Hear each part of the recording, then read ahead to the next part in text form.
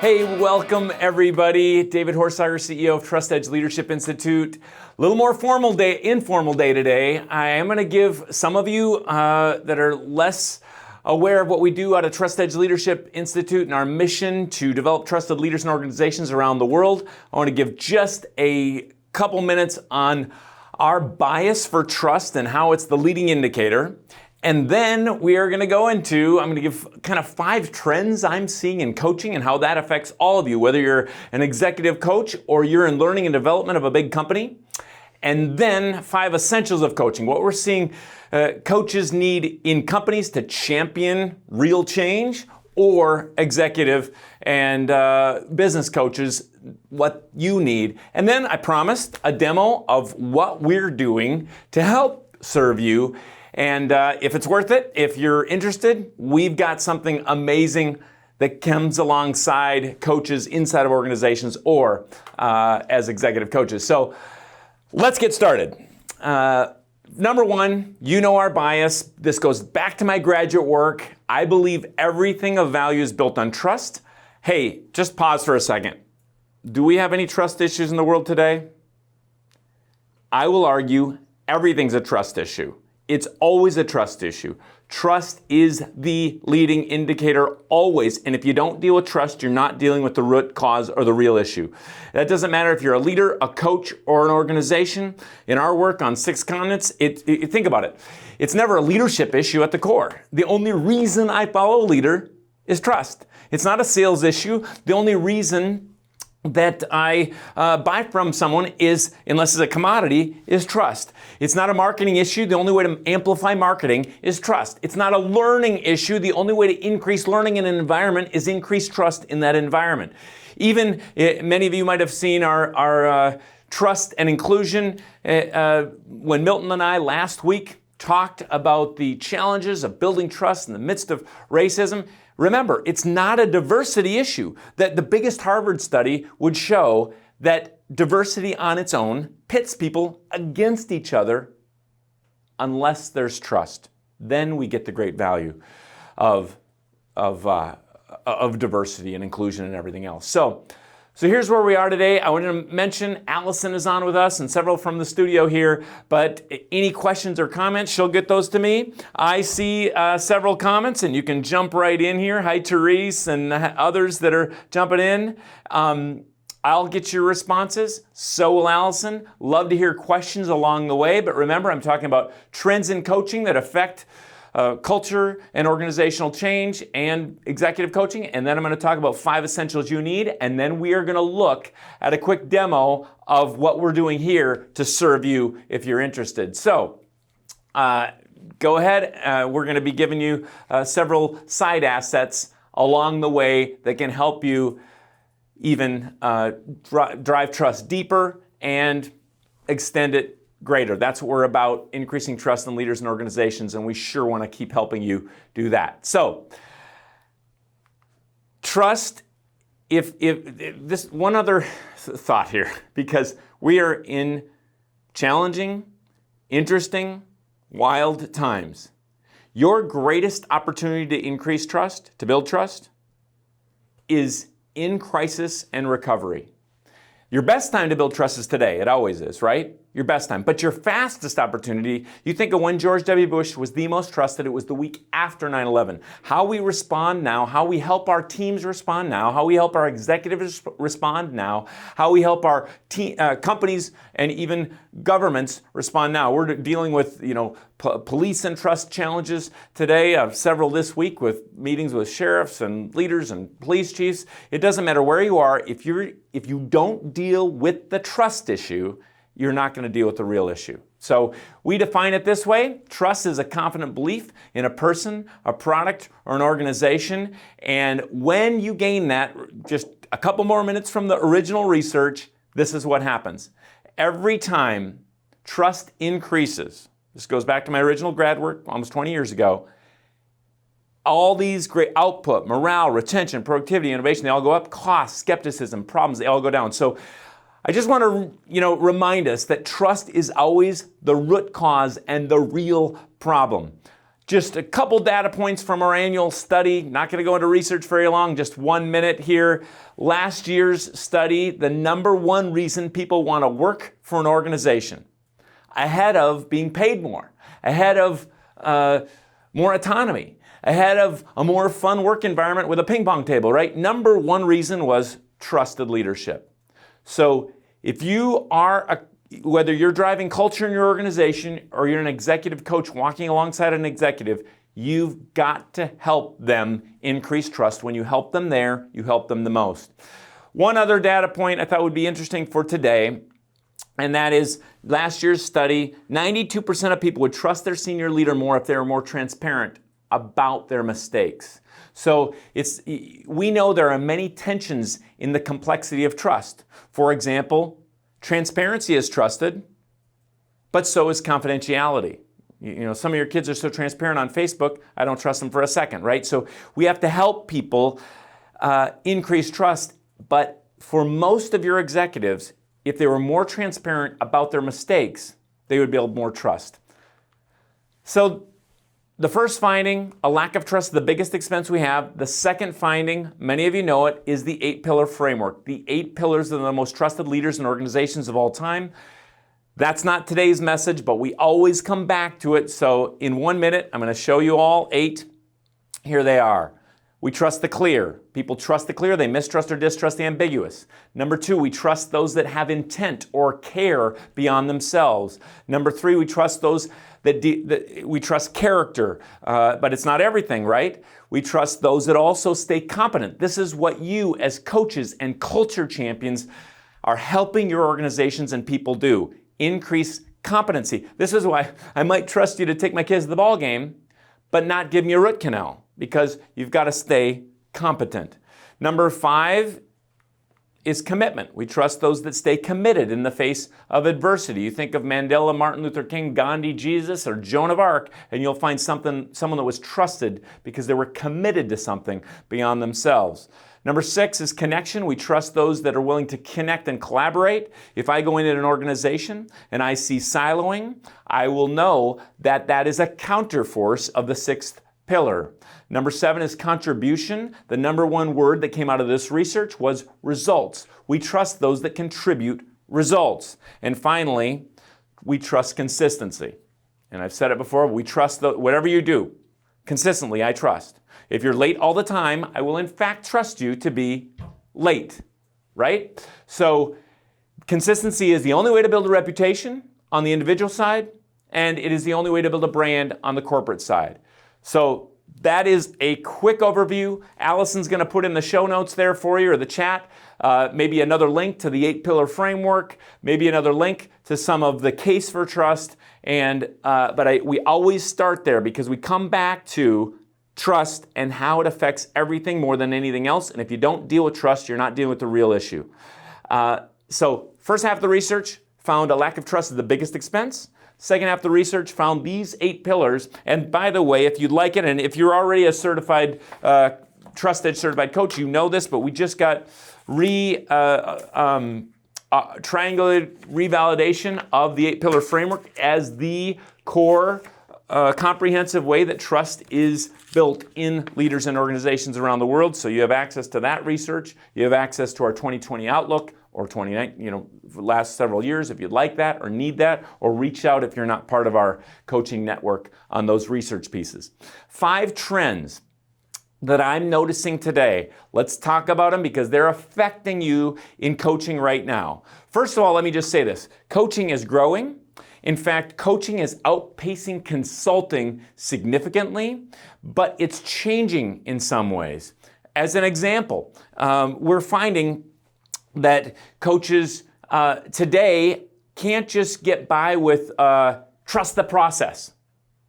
People want to know, executives want to know, you don't just have a process, you have some validated core content that you're using. So let's go briefly through these trends, and then we're going to go into the 5 essentials, and then, like I said, we'll give you a demo of how we've changed things here at Trust Edge Leadership Institute to serve you to increase trust in leaders and organizations around the world. Number 1, virtual Has that changed anything? Yes. You've got to get good at virtual, but it's virtual and I think Allison will, I'm not going to go into this deep, but she'll put in the chat right now one or two of our PDFs around coaching or training virtually. But it is important that you learn some ways to connect and to use virtual. But I will also say this, it's not going to last long that you're only virtual. In fact, just before COVID, the research was showing that if I had a coach to choose from, and one would do virtual meetings, and one would come by the office and work in person, or there was an in-person component to our learning and development, it worked incredibly more, and it was much more valuable. So we're going to use and apply virtual. We're going to use the best of it. There are many positives to virtual. One of the findings is that introverts are willing to share more ideas virtually. So we're getting a whole lot more ideas from a whole grouping of people. So there's a lot of value to virtual, but it's going to be virtual. And I'm on the board of a university, and we were looking at different studies around online or virtual learning only, and what did we find? One of the biggest studies out of one of the Ivy League schools found that online learning on its own is not working unless you have the right coach or teacher. So with a coach like you, with culture champions like you can use virtual in a very powerful way. Second trend, small is beautiful. I was walking with my mentor, 20-some years my senior. He doesn't have a political affiliation, but he's out in D.C. and often even in the White House and other helping with massively important and valuable decisions around the globe with presidents of countries and companies. And we were just walking just a couple weeks ago, and he was just saying, David, small is going to be more and more beautiful. This is why coaching methodology is going to increase in value. And for me, I was just telling him how I'm no longer going to Dubai to open this big conference with 10,000 people as the opening keynote speaker because of COVID and some of the other changes in my schedule. Usually I'm flying 100 times a year to speak at large events. And we talked about the impact of small, but also the beauty of small. And I think there's a micro trend here. The overall trend is coaching is going to be more important than ever. But the micro trend for coaches or learning and development is there's going to be more and more of a craving for co-mentoring or peer-to-peer mentoring, and coaches are going to be asked to facilitate learning in small groups. So, let's move on to another one. I'll give a few ideas under each of these. Number 3, proof and metrics matter more than ever. I think there are 3 micro trends for coaching under this idea. Number 1, as far as just plain coaching, proof of certification and validity and ability is going to be more important than ever, because coaching, it's continuing to explode, and there's such an easy entry level for people to just call themselves a coach. And so people are going to look more and more at certification or frameworks or who you're aligned with. A second micro trend, I would say, for this one, I get my thoughts down here. I'm seeing more and more of a case for coaches to come in with case studies and research back, not just coaching methodology that's driven by questions and listening, which is very important, but it's almost a mix we're seeing of consultative coaching. Like, people want coaches that also do have a perspective, that actually have a framework and actually have case study driven. The third micro trend here is more and more coaching is moving toward measurable results. People want to see measurement and results and accountability, and that's going to be a key. So 3 little micro trends under proof, from being certified to showing proof in the research-backed content you used, to showing proof or measurement in the results you get. A fourth trend that I'm seeing is people are looking more and more for long-term relationships.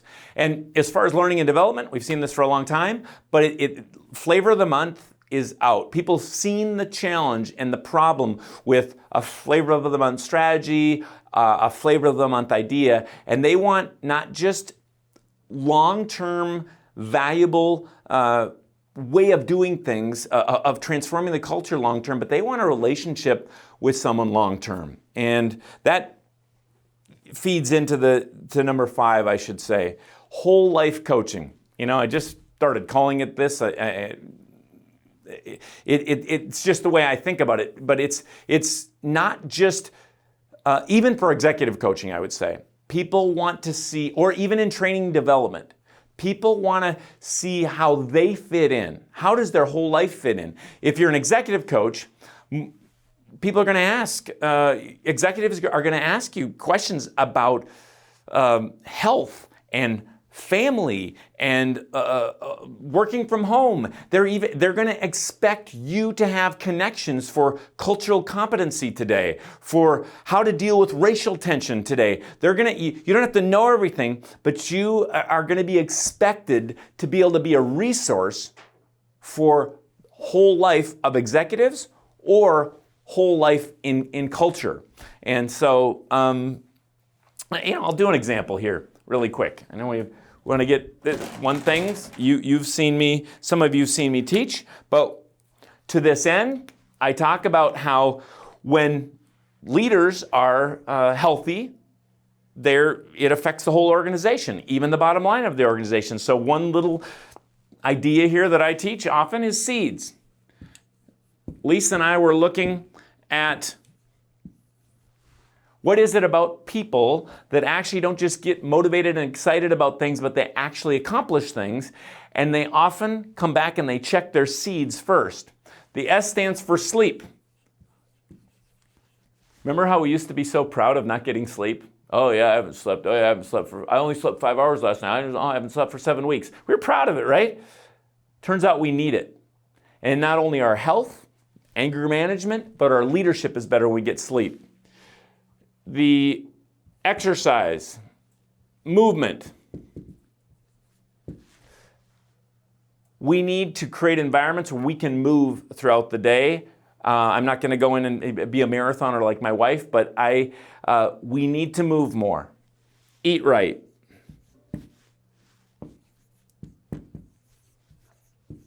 I'm not going to tell you what this is, but I am going to say that it was monumental almost a decade ago now when I lost the 52 pounds in 5 months. It changed my leadership, it changed my family life, and it changed the way I travel. It changed everything for me. And a few things that were kind of monumental in that change was a doctor saying to me, David, do you want to drive a junker or do you want to drive a Ferrari?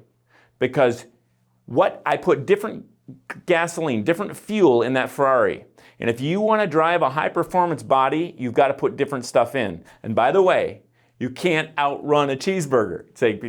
As you know, maybe a whole cheeseburger meal is 2,000 calories it can be with the fries and everything else. And yet, if you go run on the elliptical for a half an hour, you might burn 300 calories. So you just can't catch up with that. You've got to look at the input right here. The next one, drink water.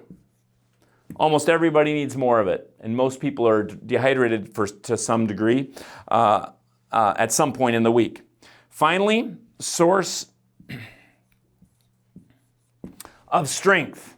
What have we learned? We've learned that leaders that have a source of strength beyond themselves, that could be family, that could be faith, that could be friendships, but if their only source of strength that is in their role as a leader, they're losing out. And often they move roles or anything else, they lose everything. I sit next to a owner of one of the big franchises, national sports franchises in the U.S., and he is alone in his booth every night, and I just watch his leadership alone, and it's affecting everything else. So if you remember legendary coach Tom Landry. I still remember this as a kid watching the Dallas Cowboys, and on national television, this kid puts a microphone in his face after a game. And to that point, I think he'd won more national championship Super Bowls than anybody else. But this young reporter puts the microphone in Tom Landry's face after a game and says, "What is it with you, Coach Landry? Other coaches, when they win, they get all excited. When they lose, they get mad at me. How come every time I interview you, whether you win or lose, you're exactly the same?" And Coach Landry just smiles and says, "I don't know. I think it's because I have my priorities in order. For me, faith comes first, then family, then friendships. If I lose on Sunday, I got a whole lot left over." And because he was able to have that whole life leadership, he was better on Sundays. So, an idea for coaching, and there are many more, but you're going to get asked more and more to not know everything, but to be a part of whole life coaching and whole life culture transformation. If you're on today and you're not, coaching isn't the way you're doing transformation in your organization, even in learning development, if you don't tie that learning and development to personal and organizational change, if you just go to organizational change, people won't do anything about it because organizations don't change, individuals do. And only when an individual does can a team, an organization, or a country change. So we have to think about it just a little bit bigger. Let's get into the 5 essentials. So that was 5. By the way, there are many more trends. I thought about which 5 to choose from. These are 5 that hit me today. Thank you, Neera, Bindra, and others. And we'll get some more on all those things. Any other questions you have, let me know. A few ideas there. Those are. So where are we? A case for trust, the 8-pillar framework that we tie everything to build trust, 5 little trends I'm seeing in coaching and learning and development. Let's get to 5 essentials for what I see in coaches and coaching organizations that actually make an impact. We did a survey, actually, of coaching organizations and what people were frustrated by, those that got certified in certain things. So we developed this whole new platform based on these 5 things. Number 1, I believe today, more than ever, you need research-based content. You also need what I said before. You need to be able to use coaching methodology and listen and draw out. But people want a framework to anchor to. Number 2, they need and want community and support. We often talk about how if you're doing leadership alone, you're doing it wrong. If you're coaching alone, or if you're trying to transform the culture of an organization alone, you're doing it wrong. You need community, you need people to go to, you need support along the way. And this is something we've changed here at the Institute significantly to help folks in actually applying the work we talk about. Number 3, you need assessment and measurement. You need a way to track and show results. You need to, as coaches, by the way, if you're an independent executive coach, you need to win on value over discount. Today, you've got to show value, and you can, because it's not some soft idea or soft skill, or people are seeing the value, but you can show it even more. Number 4, you need resources and you need reinforcement. And you know that, but you need people that come in just with this one idea. I'm going to do this 10 weeks of coaching and we're going to be done. That might solve something. But if you can give them an ongoing way to transform, an ongoing way to continue on, that's going to have the greatest effect. Often I say, many of you know, I grew up on the farm, and so I say two different things, right? One, I say healthy things grow and sick things die. And I remember hearing that from my dad. Hey, sick cows die, sick corn dies, but it's the same with organizations and individuals. And sick marriages die. Become divorced, healthy ones grow. Sick companies die in some way, healthy companies grow. Sick, families or relationships, or they tend to die, healthy ones tend to grow. That's a truth. The other truth we'd see on the farm is you got to do the work. That pile doesn't just shovel itself, right? You've got to do the work. And that's where you've got to come in and give people clear and fair expectations. More and more, people want training and development. They want a quick little, hey, give me a vitamin, well, let's be done. Hey, you guys are the experts on trust. You got 5 minutes, just solve all of our trust issues. No. You got to help them. You got to make it simple and practical, but you got to help them do the work. That's what you can do when you get a coaching mindset with the right framework, the right research, and the right measurement tools. So, final need for, or essential for coaching today, I think, more than ever in the new economy, is flexibility.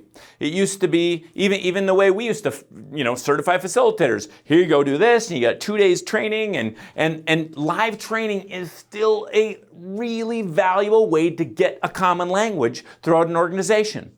But I think today in the new economy, being able to be flexible, using this with the board of directors, at least from our experience, using this with the leadership team, they all need to know the common language. They all need to use content and tie it back to the core strategy. They all need all these things. In fact, we're going to do another one of these where I talk about the 7 essentials of driving culture change. But in any event, you still need to be able to have core content and frameworks, but you need to have flexible use of it. So that's the 5 essentials as I see it. So there was my promise in the first 27 minutes together, right?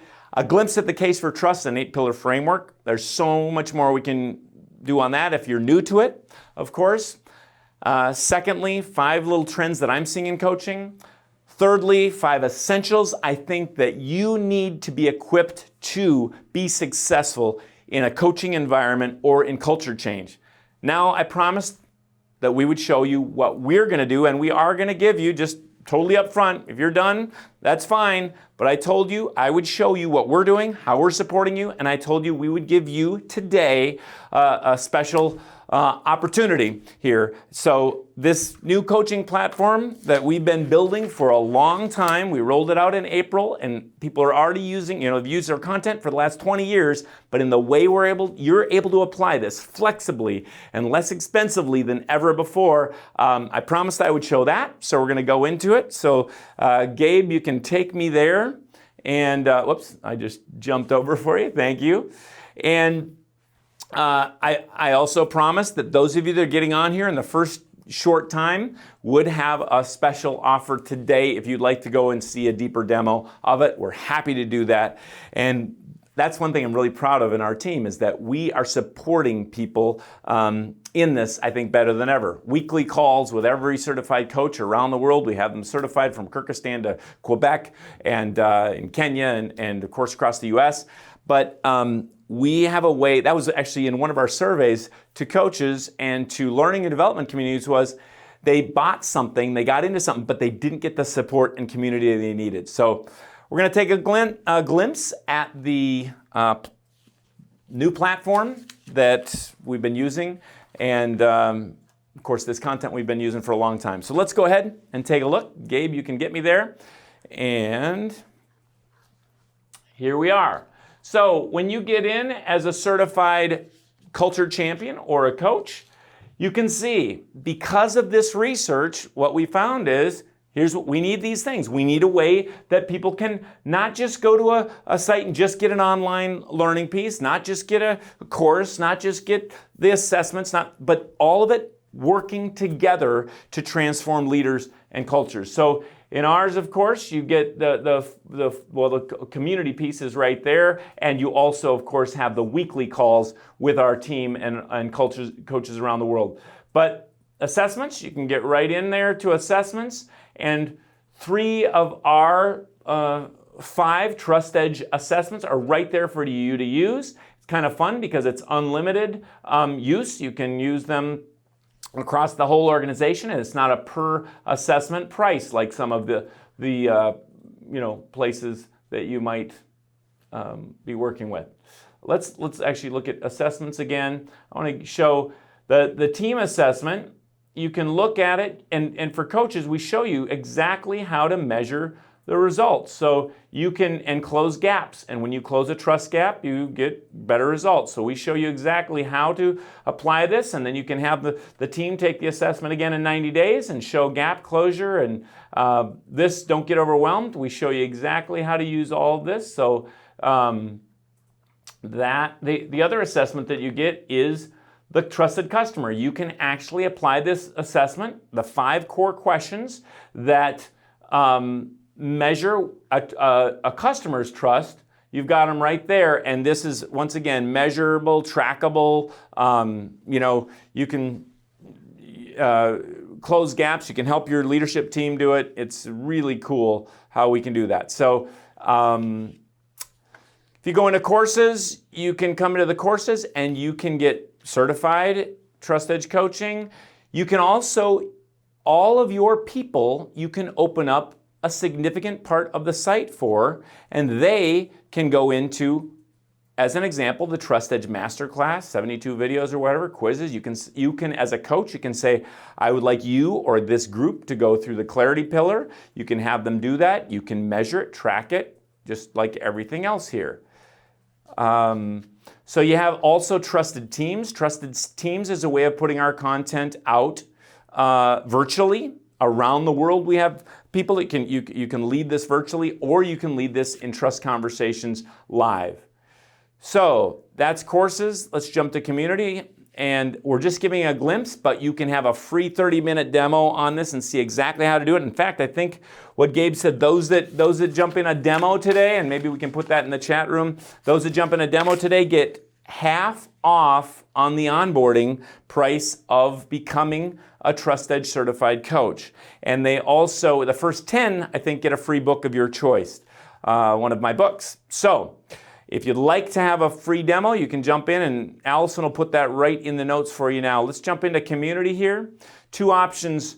In the community piece, everybody gets to be a part of our Trust Edge community, and it's an open community, by the way. So you can share other ideas around learning and development. We're not enforcing, just share trust stuff. We are trusting you to bring ideas. So the folks in the city of Las Vegas, what they're doing with the folks at the University of Nebraska, and the folks that are doing this in Kenya for police reform, you can ask each other. It's closed group only to certified Trust Edge coaches or culture champions. And you also, if you are an executive coach and have your own executive coaching business, you can actually create your own community here. Let's jump into a glimpse of resources. Actually, before I do that, let's go back to the dashboard quick. The intention here was many of you won't use all of this, and the price is so low that you can just use some of it and get a whole lot of value, way more than than you pay for it. But the point here is we show you how to use these 4 major buckets to solve your challenges and increase trust and leadership in your organization.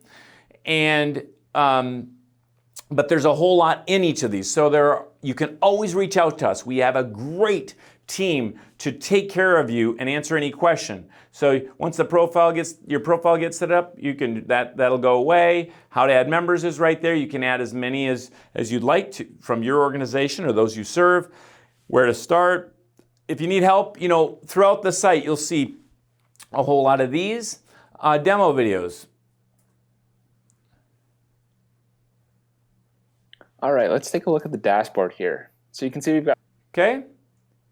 And you may not have heard Gabe's voice in the background on that. It teaches it. You can watch those videos throughout the site. How to use assessments. How to use this assessment. How do you do that? Okay, let's go into resources because there is a whole lot here. Basically, all of our work for the last 20 years is here, and we will help you so you're not overwhelmed with a pathway of how to use it. But you want to talk about research-based content, you can get all of our studies for the last several years. In fact, you can get our new triangulated revalidation on the 8 pillars of trust framework right there. Let's go into, actually I'll go simple first and then we'll go to deeper. For some of you might start out just saying, hey, we want access to your private Trust Edge video library. Trust and leadership, just 2 or 3 or 4 minute videos. You can send these out to your team or people and start building a language of trust without a whole lot of work. And there's a whole lot here. But then, of course, we want to go from there backward to going deeper. And if we go back into this coaching and training content, let's see here. You can drill down again in each of these, how to use the self-assessments, how to use the team assessments, printables, PowerPoints. All the PowerPoints are here of if you want to do the trusted. Some of you have been through the full day. We teach you how to teach the full day. You get the whole facilitator guide of the full day. You get the facilitator guide of trusted teams, how to train this content virtually. You get the newest research slides, so you can add them. Some of you are in education, some of you in healthcare. What are the newest slides around our research around trust, international, policing, and a whole lot of other things. So, and I just did the event last week or 2 weeks ago on 9 ways to build trust in crisis. All of you that are certified, obviously you have access to that deck and you've seen me do it, and you can share that with your people. Couple other things I want to show you, and then we'll take some questions here, because I think it's really interesting to show how you can use this to be a quick. I want to go into. Actually, I want to just go back into training content. That's what you're going to want to use. A lot of you are going to want to use the most. Printables, instead of the old way where you had to buy a toolkit from us for this much money, you can self-print things. For ongoing training, you can use our case studies and start discussions. We have companies that do Trust Edge Tuesdays. It's the first Tuesday of every month, and they're leading and driving change with trust for the 3rd or 4th or 5th year, or even longer. So all of those are right there. We made this a very open platform of abundance thinking where you can download it, you can use it. We're going to trust you to use it well. One last item under resources that I think might be especially interesting. I should go back into this, and let's into how to coach and train. All of our processes, you go through the whole certification course, so you learn how to use all this, but a lot of how to coach and train. So people that want to know how to coach virtually, a guide for leading and participating in virtual meetings. All of our newest ways of engagement are right there. Even the how-to videos. Let's turn up the volume here quick.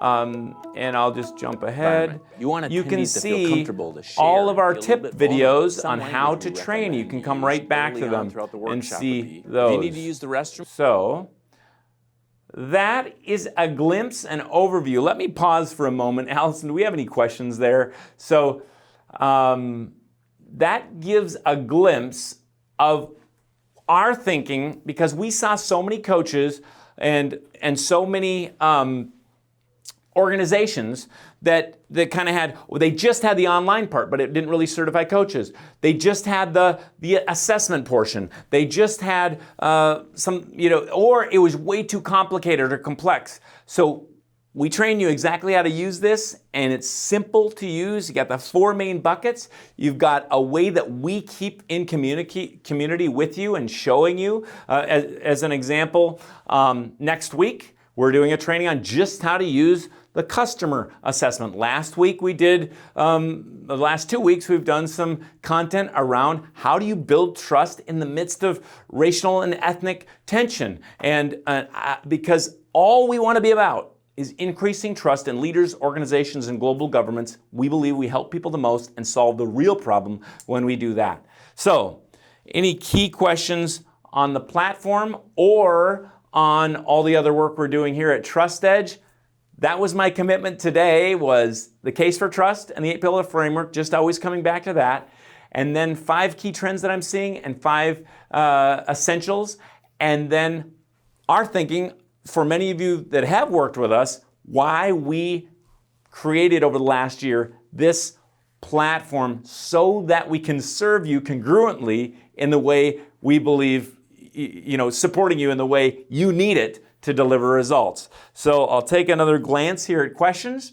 Otherwise, you've got the demo there. If you'd like a demo, we did make a fun little couple commitments today just for the fun of it, not to be cheesy about it, but the first 10 that signed up, maybe you already have that many that signed up, but if you sign up for a free demo today, we'll send you a free copy of one of the books and one of the types of Trust Edge or Daily Edge or those kind of things. And if you do sign up based on a demo from today, then you get half off of the whole training and development piece or onboarding piece of what we do. So we made that special for you today, and we'd love to have you join the community, really only if it's a fit for you. Only if this would be super valuable and make a difference and help you make a difference. That's what we're here for. We want you, if you believe in this stuff, if you see the impact of trust, and if you want to be a part of what we're doing, that's the kind of people we're linking arms with in this work. So thank you so much. Thank you from around, Carolyn, so fun to hear from you. Hope you're doing well on the West Coast, and thank you everybody for being here. Friends and new friends, we're here to serve you, and you'll see some more in the chat. Thanks again.